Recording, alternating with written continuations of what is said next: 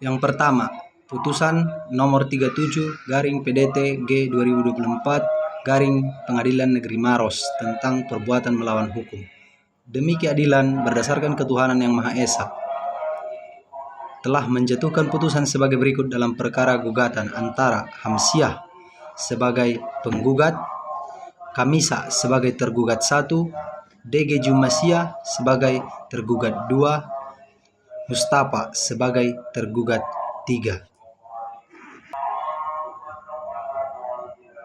Bahwa penggugat adalah ahli waris dari almarhum Rahman, di mana almarhum Rahman adalah pemilik sah atas sebidang tanah seluas 4.174 meter persegi berdasarkan sertifikat hak milik nomor 01228 surat ukuran nomor 03099/2013 atas nama Abdul Rahman yang terletak di Desa Moncongle Lapara, Kecamatan Moncongle, Kabupaten Maros, Sulawesi Selatan. Bahwa tanah berupa kebun yang dikuasai oleh penggugat sebagai ahli waris dari orang tuanya Abdul Rahman yang terletak di Desa Moncongle, Kabupaten Maros, Sulawesi Selatan.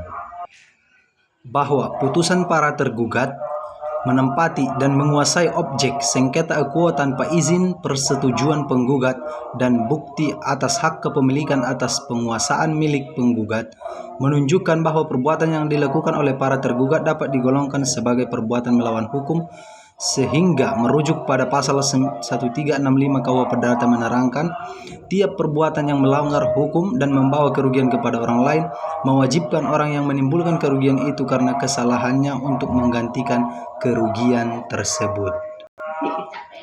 Bahwa oleh karena perbuatan menempati atau menguasai objek melawan hukum sebagaimana yang ditegaskan pada pasal 1365 KUH Perdata, maka sudah sepantasnya apabila tergugat dapat dihukum untuk menyerahkan objek sengketa akuo kepada penggugat tanpa beban apapun, baik dari tangannya ataupun tangan orang lain.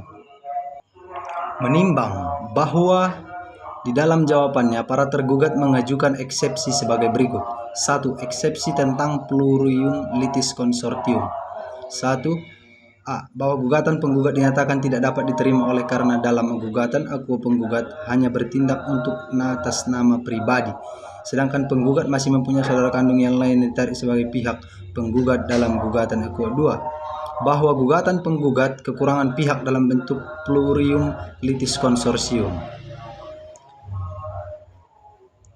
4. Bahwa berdasarkan jurisprudensi Mahkamah Agung tersebut di atas fakta bahwa dalam gugatan akuo penggugat saudara kandung penggugat tidak ditarik dalam gugatan perkara akuo, jelas tidak membuktikan bahwa gugatan penggugat merupakan gugatan kurang pihak plurium litis consortium.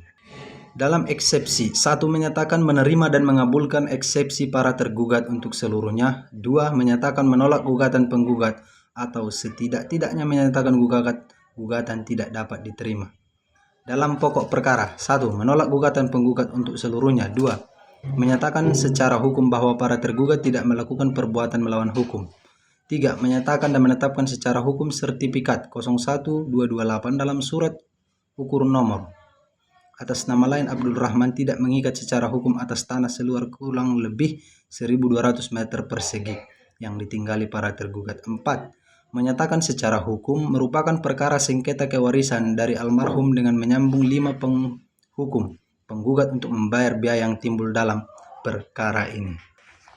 Subsidiar atau dalam peradilan yang baik dan tidak memihak apabila yang terhormat majelis hakim yang mengadili dan memeriksa perkara ini berpendapat lain, mohon putusan yang seadil-adilnya.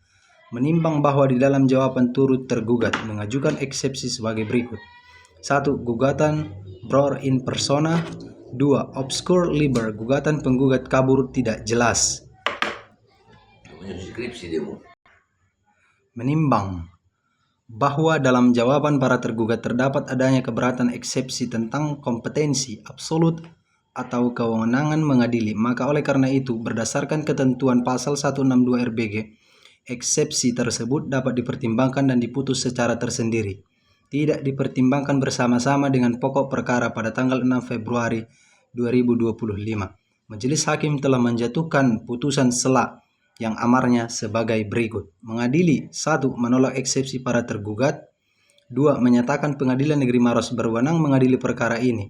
3. Memerintahkan kepada kedua belah pihak untuk melanjutkan persidangan. 4. Menangguhkan biaya perkara sampai akhir.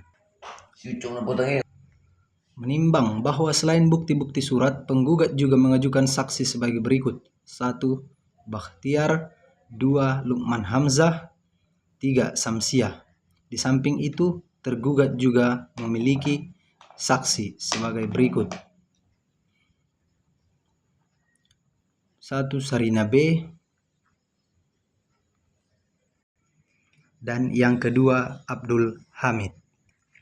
Dan Pengadilan Negeri Maros telah menimbang bahwa oleh karena gugatan dari penggugat tidak dapat diterima, maka sesuai dengan ketentuan pasal 192 ayat 1 RBG, penggugat dihukum untuk membayar biaya perkara yang jumlahnya akan ditentukan dalam amar putusan.